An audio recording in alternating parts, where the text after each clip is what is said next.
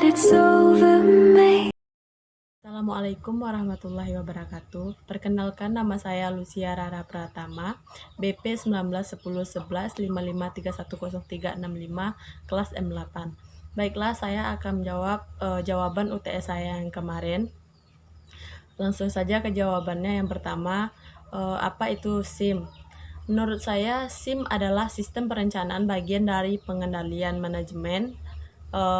Maksudnya pengendalian dari internal dalam bisnis yang terdiri atas pemanfaatan dokumen, manusia, teknologi, serta prosedur dalam akuntansi manajemen.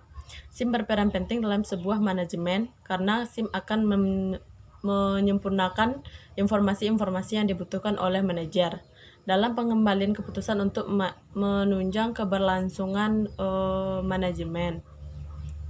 Yang kedua, karena sistem informasi manajemen dapat menyelesaikan problem yang kompleks, menghasilkan acuan data untuk menyelesaikan masalah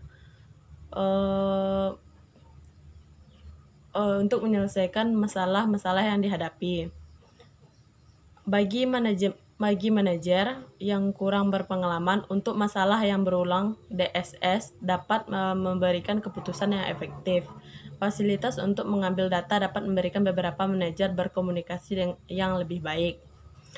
Contohnya, perusahaan yang menerapkan sistem informasi manajemen adalah perusahaan makanan cepat saji, sudah memiliki gerai di mana-mana, yaitu Pizza Hut.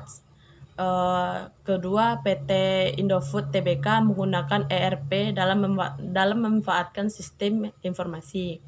Yang ketiga, tantangan organisasi bisnis. Yang pertama, harus selalu mengikuti perkembangan sistem informasi supaya tidak tertinggal dengan kompetitor. Yang kedua, harus selalu update mengenai kemajuan sistem informasi. Banyak platform baru canggih yang bermunculan. Yang ketiga, selektif dalam memilih platform. Yang keempat, meningkatkan kinerja para spesialis di bidang sistem informasi. 1. Elemen sistem. Elements, bagian-bagian atau subsistem dari sebuah sistem yang lebih besar. 2. Batasan sistem dalam kurung boundary, batasan ruang lingkup yang membatasi sistem informasi manajemen dengan sistem lain. Yang ketiga, lingkungan luar, environment, hal-hal yang berada di luar batas sistem informasi manajemen yang bisa berpengaruh terhadap operasional sistem informasi manajemen.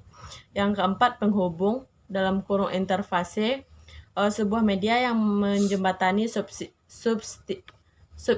subsistem satu dengan subsistem yang lain. Yang kelima, masukkan sistem dalam kurung input, input data yang dimasukkan ke dalam sistem untuk diolah sistem. Yang keenam, keluaran output, data masukan yang telah selesai diolah dan menjadi informasi. Nomor 7, pengolahan sistem, proses data yang masuk ke dalam sistem dan diolah sedemikian rupa menghasilkan data output. Dan yang terakhir, 8, tujuan sistem goal untuk memberikan informasi yang berguna bagi para pihak yang membutuhkan. Dan jawabannya nomor 5, 1. Transaction Processing System, memproses data hasil dari transaksi bisnis, contohnya penjualan, pembelian, perubahan persediaan. Yang kedua, proses control system dalam kurung PCS, untuk mengatur proses produksi fisik secara otomatis dibuat oleh komputer. Yang ketiga, Office Automation System dalam kurung OAS, untuk mengumpulkan, memproses, menyimpan, mengirim data dan informasi dalam bentuk komunikasi kontrol elektronik. Nomor 4, Informasi Reporting System dalam kurung IRS, menyediakan informasi produk bagi managerial end user. Yang kelima, Decision Support System, informasi berbasis komputer yang menggunakan modal keputusan database khusus untuk membantu proses pengambilan keputusan bagi manajerial bagi manajerial end user. Yang terakhir, Executive Information System (EIS) adalah tipe SIM yang digunakan untuk kebutuhan informasi strategi bagi manajemen di atas. 6. Manajemen menengah membutuhkan sistem untuk membantu dengan pemantauan, pengendalian, pengambilan keputusan, dan kegiatan administrasi. 1. MIS menyediakan manajer menengah dengan laporan kinerja organisasi saat ini. 2. MIS meringkas dan melaporkan operasi dasar perusahaan menggunakan data yang disediakan oleh TPS data, transaksi data dari TPS yang dikompresi dan biasa disajikan dalam laporan bahwa diproduksi pada jadwal teratur. Yang ketiga, MIS melayani manajer terutama tertarik pada hasil mingguan, bulanan, dan tahunan, meskipun beberapa MIS memungkinkan para manajer untuk menelusuri untuk melihat harian atau per jam data. Yang keempat, MIS umumnya memberikan jawaban atas pertanyaan-pertanyaan rutin yang telah ditetapkan. Umumnya sistem MIS tidak fleksibel dan memiliki kemampuan analisis sedikit. Kebanyakan MIS menggunakan rutinitas sederhana seperti ringkasan dan perbandingan.